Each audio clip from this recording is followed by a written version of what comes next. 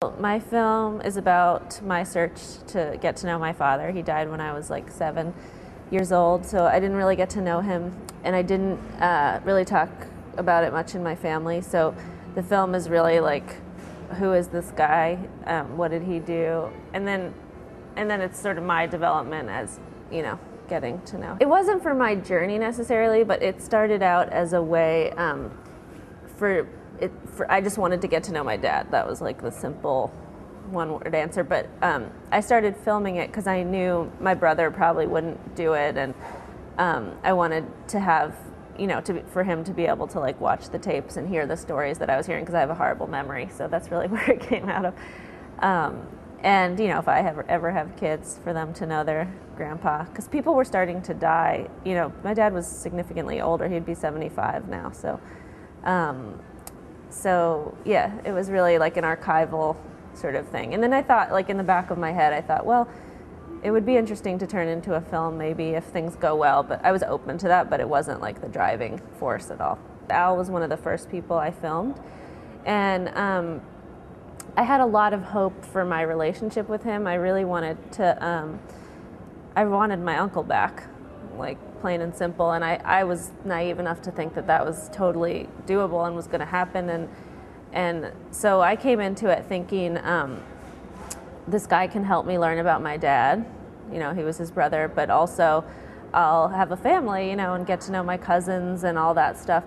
So the first couple times I filmed him, it was sort of very formal and weird. You can see like the body language in the beginning is like really sort of funny because we don't know what to do with each other.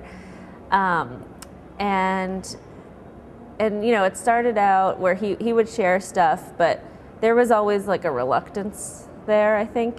And he has a lot of anger towards my mom, and he could not get out of his head that he thought I was like brainwashed by her, which maybe was true in his family, but in my family, my mom was like incredibly, incredibly protective of me in terms of me finding out the truth on my own. She never once like badmouthed him in the house.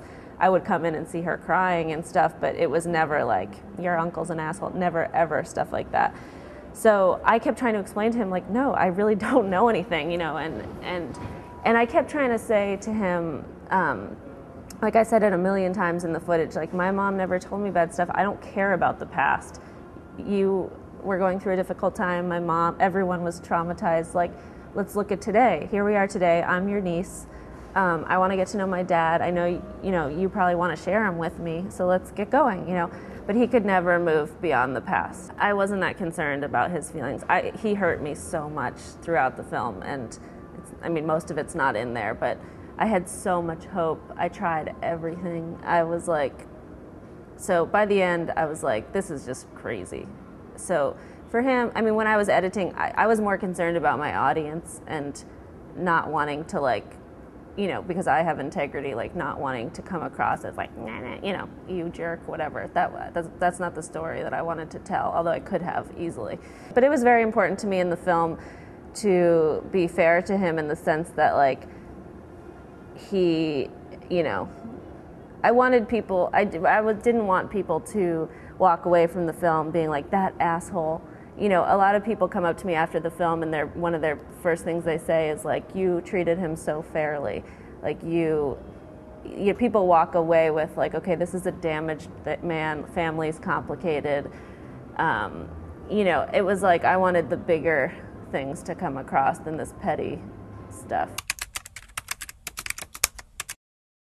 I'm so bad at summarizing my film. I hate to. It's a very complex film.